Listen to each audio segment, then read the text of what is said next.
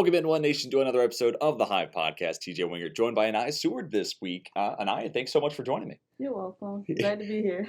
And so let's start by talking about this past weekend. It was super exciting for me to get to see that type of environment, atmosphere, setting, whatever word you want to use. But y'all taking home the indoor track and field title for both the men's and the women's side. Talk to me about what it was to get to see that weekend from your perspective.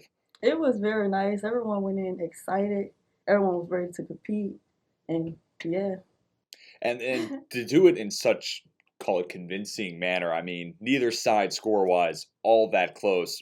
Does it make it feel that much sweeter knowing it was like, hey, we went in and we owned that? It does. Us working that hard to have that many points shows that we really put out and work at practice. Yeah, and I wanted to talk to you about specifically your part of that mix. And we can even talk about that to an extent. You know, 100 some odd members on the team. It's a huge group. But for you in specific, 60-meter hurdles, triple jump, long jump, name of your game, explosiveness. Yeah. And I don't get to talk about this with a whole lot of athletes just because it's a little different. But how do you train to become a better 60-meter hurdles runner? How do you get more explosive? Well, honestly, I think it's just reps. Continue doing it. And weightlifting, you need to be strong to be able to do that. So I believe it's the reps. Yeah, and then so talk to me about when the event's happening. So you're getting ready to run, let's say, triple jump. You're ready to get that next flight going. What is going through your mind as you're going through that rep? Honestly, I'd be nervous. Anything can happen. You can mess up on your face. You can twist your ankle. You can fall over the hurdle. But you just got to have the right mindset, knowing that you can be able to do it and you can do it. Like, you could just do it. Yeah, absolutely. So then piggybacking to something we alluded to a moment ago, it's a big roster for the track and field team, especially you combine the men's and the women's. Talk to me about what it is to be a part of. It's quite literally a large family that y'all have, and y'all love each other, and just getting to see that part of the track and field element this weekend was really cool for me to see. Talk to me about it from your perspective. It's nice. On the inside, like, people that didn't even compete, they showed up to the track meet cheering loud. Yeah. So it's nice to be a part of that family and having friends to talk to on campus, to hang out with, and everything. And I'm also interested from your perspective, this coaching staff, right? Sprek has a bunch of awesome experience. Coach Reed, Coach Dejenstein, et cetera, et cetera. There's a lot to name there. But in your world, talk to me about what coaches maybe you interact with the most, and then also how they've helped you improve over the last 3 years. I interact with mostly the main coaches that be with me. Like Coach Sparker, he always on my side, telling me, like, I can do it, you got this. Yeah, that's awesome. And even that part of what I got to see this weekend, and how, like, because it is a big team, and how those coaches interact with different players is really fun to watch as well. So one of the things I want to ask you is now 3 consecutive indoor titles. You've been a part of all 3.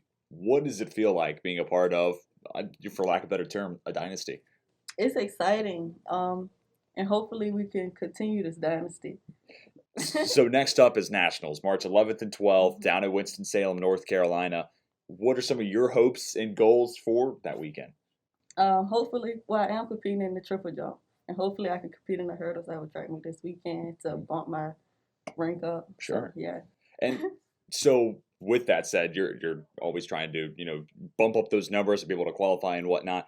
But that said, it's 2 weeks away, and there's a lot of quick turnaround. I mean, y'all the past, 4 or 5 weekends been nonstop weekend after weekend, and you said you have some competitions coming up this weekend, and then we get to Nationals. Talk to me about what it is you do to try to keep your body in the best possible shape and be able to recover. I think that's the big part of it, because obviously these meets exact a lot on your body. How do you recover during the week to then get back at it the next Friday, Saturday, Sunday? You have to know your body. Like, if you hurt, you got to talk to your coaches to not overwork yourself. It's not good to overwork yourself, especially in track, because you can get hurt. So you have to rest. Yeah, absolutely. And because of the schedule, you get hurt, that is going to cost you a good chunk of time, because, like we said, it's weekend after weekend. And even from, indoor nationals, March 11th and 12th, you'll have, I think, 2 weeks off before we start up the outdoor, season. What is it about that type of schedule that maybe makes a little bit harder for you to, one, be able to recover, stay on top of your body, but just some of the other challenges that might come with, consecutive meets weekend after weekend after weekend? It's tiring, honestly. You get tired keeping up with track in your classes, but Mm. it's just your mindset. You just gotta have the right mindset, honestly. And it helps coming home with trophies. Yeah. I'm sure that's a pretty nice incentive as well. Well, and I really appreciate you taking the time to join me and talk about, track and field. I know you have a really busy schedule and some of this stuff can be hard to talk about. So I appreciate you letting me put you on the spot. You're welcome. Awesome. Well, that's going to do it for this episode of the Hive Podcast. For Aniya Seward, my name's TJ Winger. Until next week, we are signing off.